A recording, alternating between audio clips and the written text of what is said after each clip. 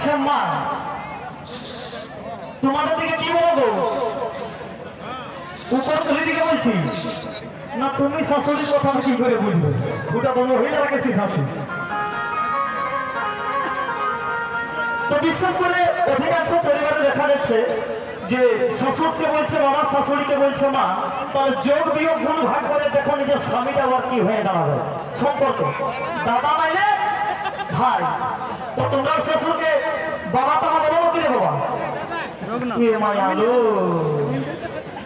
এমনি নয় চলবে, সম্পর্ক বজায় রাখতে হবে। তাই কি বলছে? ও যে ছোট বজাই সুন্দরী, ছোট বহু সুন্দরী,